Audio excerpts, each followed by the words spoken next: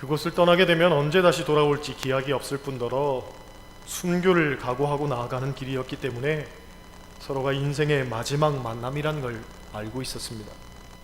이러한 상황 속에서 마지막으로 부탁하는 것이라면 정말 특별한 의미가 있는 것이겠죠. 소위 유언은 아니지만 마치 유언 같은 그런 강력한 권고와 선언이 담겨지는 그런 것입니다. 본문을 통해서 사도 바울은 무엇을 말합니까?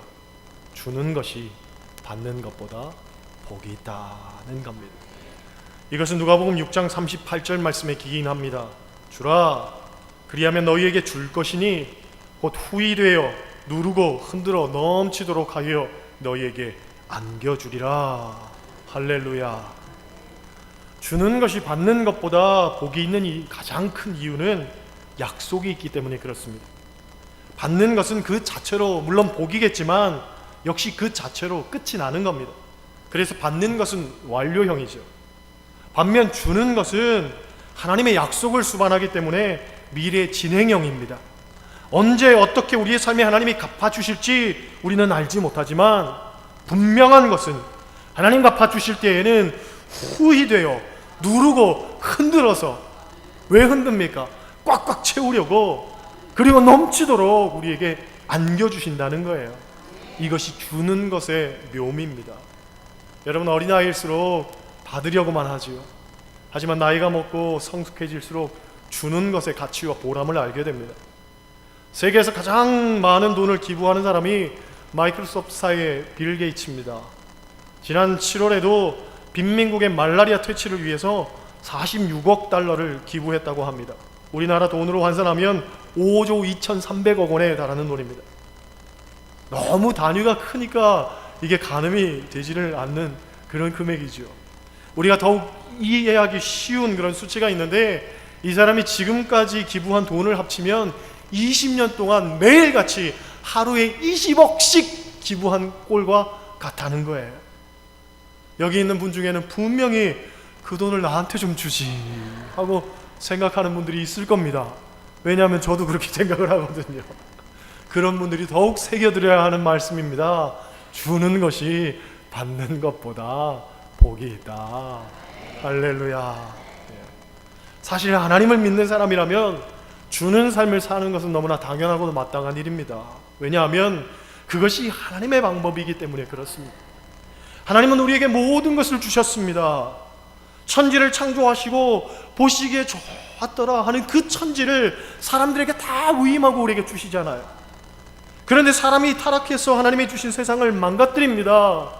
그런데도 책망치 않으시고 세상의 죄악이 관영하게 되니까 하나님은 독생자 예수 그리스도를 주시지요. 그것도 죽기까지 내주십니다. 십자가에서 모든 죄를 사하시고 우리에게는 성령을 선물로 주셨습니다. 또 성령을 힘입어서 세상을 이겨나갈 수 있는 지혜와 능력도 우리에게 주셨습니다. 또 하늘의 소망을 주셨고 우리에게 새 생명을 주셨습니다. 그리고 앞으로도 우리에게 새 하늘과 새 땅을 주실 것입니다. 이보다 더 큰 은혜가 어디 있습니까? 그렇잖아요.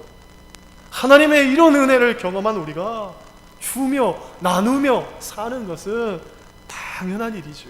그렇잖아요. 개신교 역사에서 가장 존경받는 목사님으로 한경직 목사님을 꼽습니다. 이번에 설교는 아주 강력한 메시지로 사람들의 마음을 흔들었는데, 그분의 설교가 누구보다도 힘이 있었던 것은 그분의 삶이 존경받는 삶이었기 때문에 그렇습니다. 교인이 목사님께 구두를 선물하면 그 다음 주에 가난한 집사님이 그 구두를 신고 다닌다고 합니다. 목사님에게 양복을 선물하면 그 다음날 교회 앞에 사는 거지가 그 양복을 입고 다닌다고 합니다.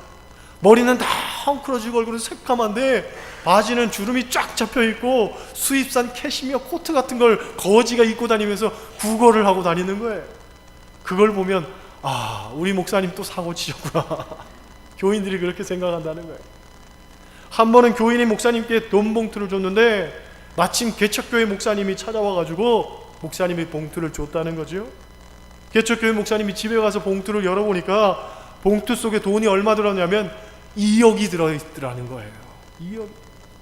너무 놀라서 한 목사님께 전화를 드려서 목사님 봉투에 2억이 들었네요. 그랬더니 이 한 목사님 하신 얘기가 나는 몰라요. 하나님이 목사님 쓰시라고 주신 모양이네요. 잘 쓰세요. 그리고는 전화를 그냥 끊어버리더라는 거예요. 열어보지도 않고 준 거지요.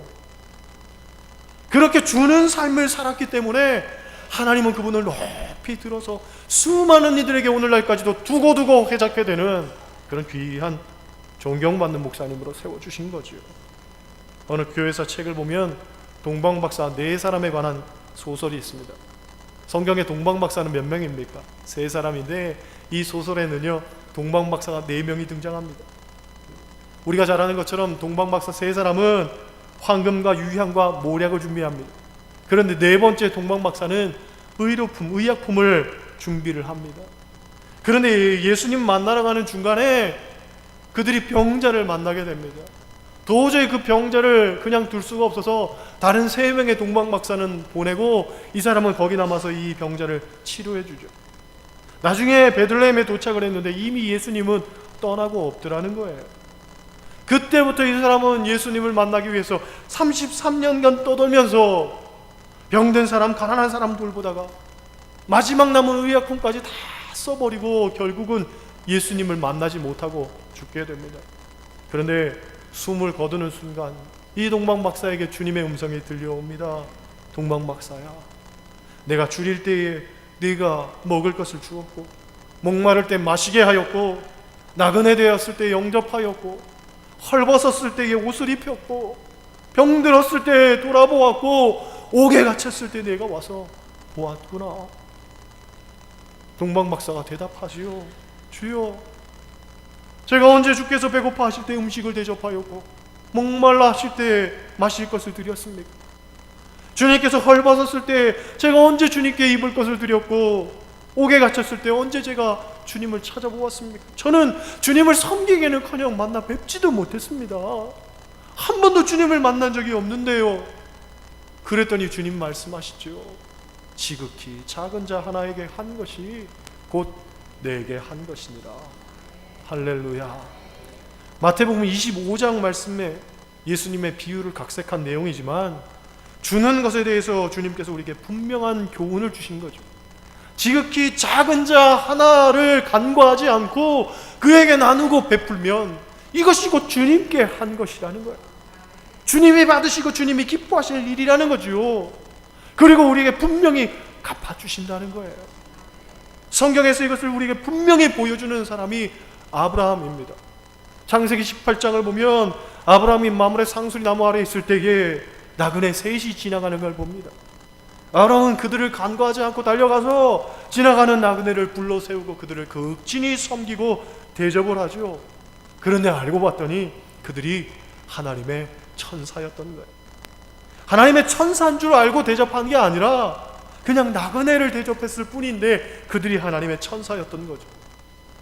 그들이 말하기를 내년 이맘때 내 아내 사라에게 아들이 있을 것이다 하고 축복을 합니다. 그리고 그 축복대로 그의 가정에 생명이 잉태되는 기쁨이 생기죠.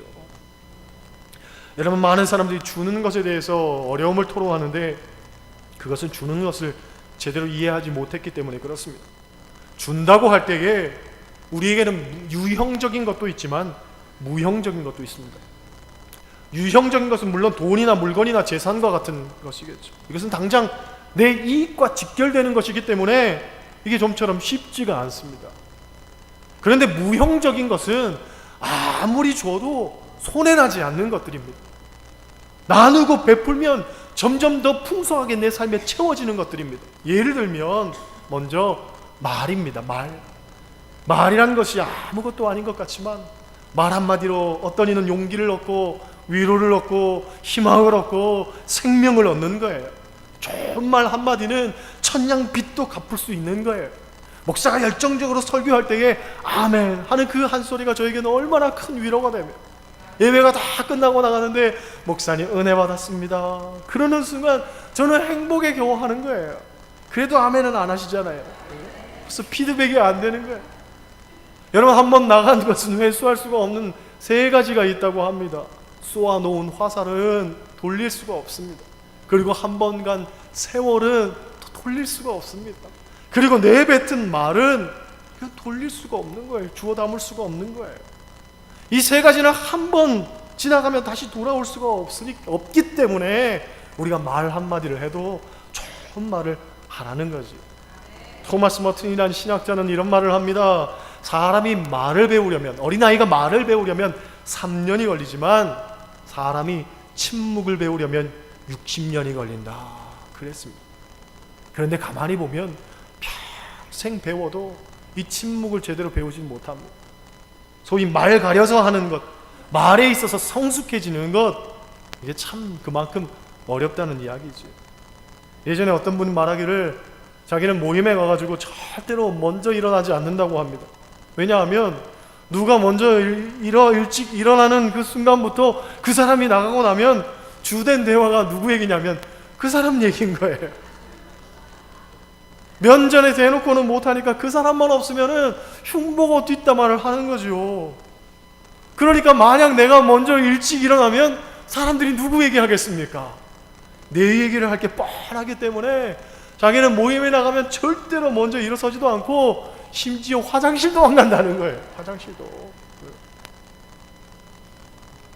에베소서 5장 4절 말씀 보면 우리에게 이런 권면을 합니다. 누추함과 어리석은 말이나 희롱의 말이 마땅치 아니하니 오히려 감사하는 말을 하라. 할렐루야. 에베소서 4장 29절은 더욱 우리에게 강력하게 권고합니다. 무릇 더러운 말은 너희 입 밖에도 내지 말고 오직 덕을 세우는 데 소용되는 대로 선한 말을 하여 듣는 자들에게 은혜를 끼치게 하라. 할렐루야. 여러분, 목사가 가장 실망할 때가 언제냐면 예배 시간에 은혜롭게 예배드리고 설교할 때 교인들이 아멘 하면서 이렇게 화답하고 예배를 은혜롭게 드리고 나면 제 마음속에 기쁘다, 행복하다, 정말 보람되다, 감사하다, 그런 생각이 듭니다. 그렇게 예배 마치고 점심 먹으러 갔는데 집사님들이 반찬 가지고 싸우고 앉아있는 걸 보면 얼마나 낙심이 되는지 몰라요. 무릇 더러운 말은 입 밖에도 내지 말고 오늘 점심 드실 때 반찬 가지고 싸우지 마시기를 바랍니다.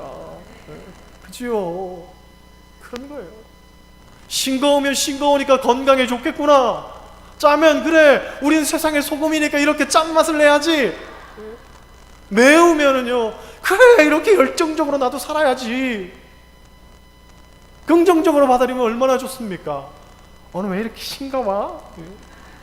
오늘 왜 이렇게 짜? 그러는 순간 내가 피땀 흘려서 열심히 노력한 그 노력이 수포로 돌아갈 뿐만 아니라 큰 상처를 받는 거예요. 그리고서는 집에 가서 다 집어 던지는 거지요. 관둬! 안 해! 이제는 내가 식당 담당 안 할 거야. 주방 담당 안 할 거야. 봉사해도 기쁨이 없는 거예요. 그잖아요. 나는 아무 생각 없이 내뱉은 그 한마디 때문에 누군가는 상처받고 누군가는 아파할 수 있단 말이죠. 그러니까 식사하실 때는 무조건 무슨 말만 하는 거예요. 맛있다, 맛있다, 맛있다, 맛있다. 아유 맛있다, 아유 맛있다. 할렐루야. 우리 옆 사람과 인사하시겠어요? 오늘 점심 맛있어요.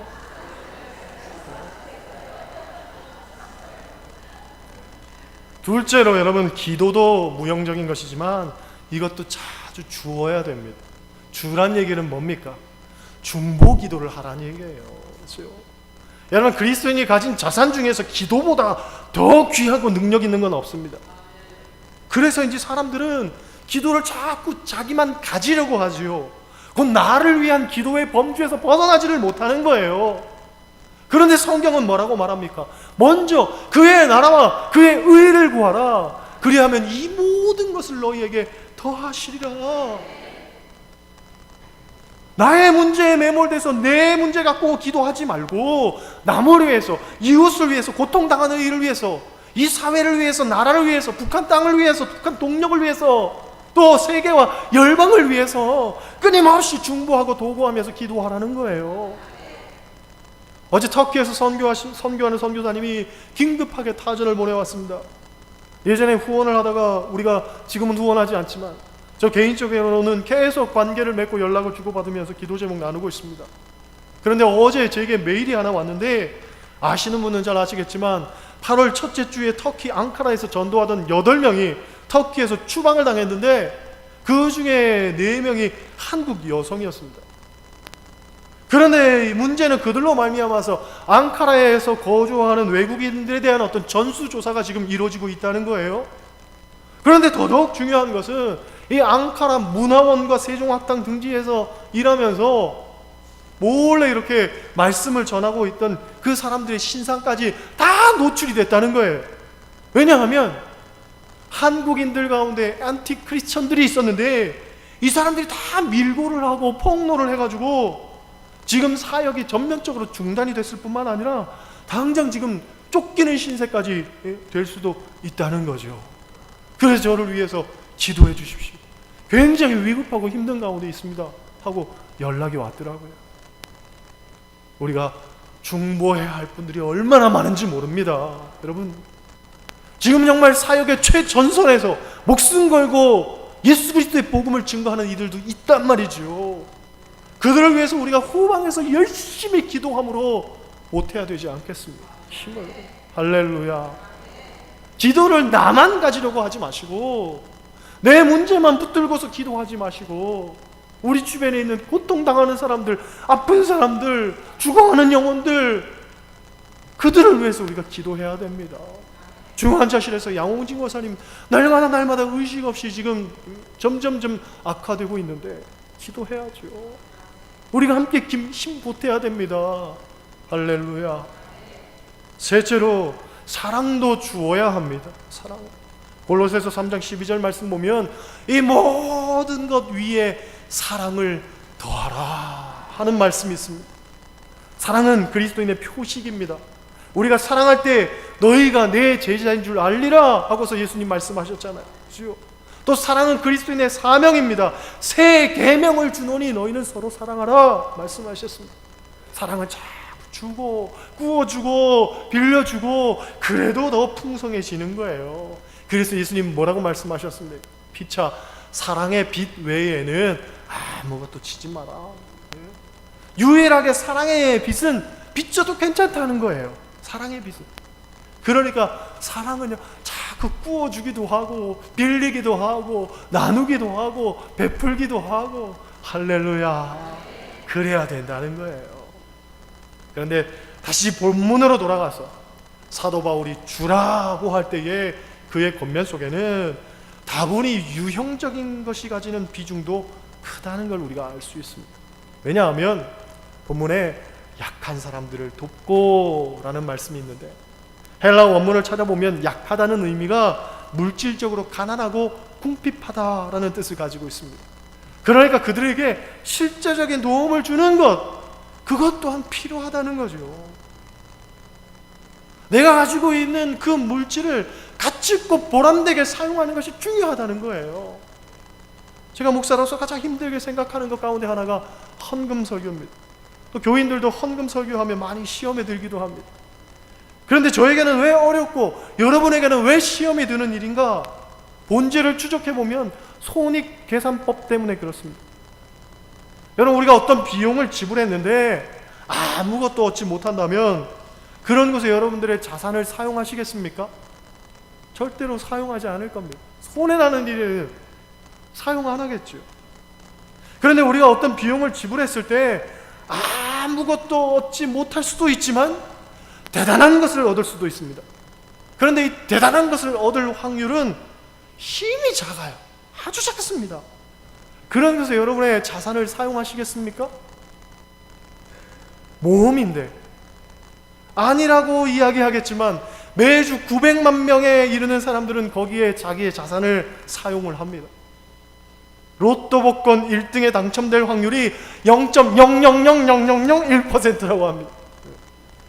될 턱이 없는데 마치 될 것처럼 생각하고 사람들은 삽니다. 재미있는 건 안 돼도 후회하지 않습니다. 오히려 다음 주에 또 0.000001%에 투자할 것이기 때문에. 그렇죠? 그렇다면 우리가 어떤 것에 비용을 지불했을 때에 내가 투자한 것보다 훨씬 많고 훨씬 좋은 것이 우리에게 돌아온다면 여러분 어떻게 하시겠습니까? 그거 한번 볼 거 있습니까? 그렇잖아요. 말해 무엇입니까? 당연히 거기다 투자를 해야지요. 올인 하겠죠. 올인. 나만 올인합니까? 주식에 대한 놀라운 정보가 있으면 나 혼자 투자한 사람은 없습니다. 사돈의 8초까지도 전화해가지고 엄마 빨리 여기다가 쏴. 형 여기다가 빨리 쏴. 투자해야지. 이거 100%래 100%래. 물론 이 비유가 적절치는 않지만 여러분이 가지고 있는 이 세속적 잣대를 들이대고서라도 한번 생각해 보라는 거예요. 주님께서 우리에게 분명히 말씀하셨잖아요. 주라. 그리하면 너희에게 줄 것이니 곧 후히 되어 누르고 흔들어 넘치도록. 아멘을 좀 더 빨리 했으면 여러분들에게 그런 역사가 있었을 텐데, 말할 때마다 아멘을 했더라면 정말 내 삶에 놀라운 역사가 있었을 텐데. 한 번 더 하겠습니다. 주라. 그리하면 너희에게 줄 것이니 곧 후히 되어 누르고 흔들어 넘치도록 너희에게 안겨주리라. 할렐루야. 안겨준다 할 때는요, 아유 마치 안는 것처럼 그냥 팔을 벌리고 안았으면 야 그게 다 내게 될 텐데, 하나님이 약속하신 것을 풍성히 받고 누리는 일은 반드시 주는 것이 선행될 때에 있어지는 거예요.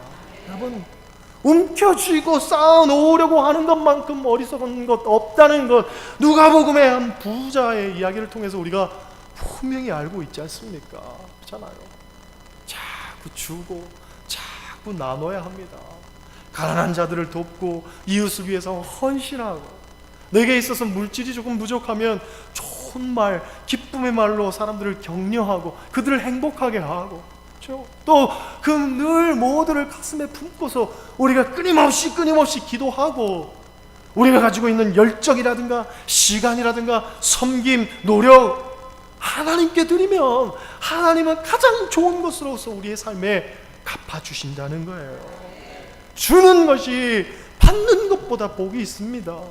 받으려고만 하지 마시고 나누시기를 바랍니다. 여러분들이 있는 것 나누시기를 바랍니다. 난 아무것도 가지지 못했어 하지만 그렇지 않습니다. 영적 눈을 뜨고서 여러분의 삶을 보면 하나님이 여러분 삶에 풍성하게 채워주신 것들이 얼마나 많은지 모릅니다.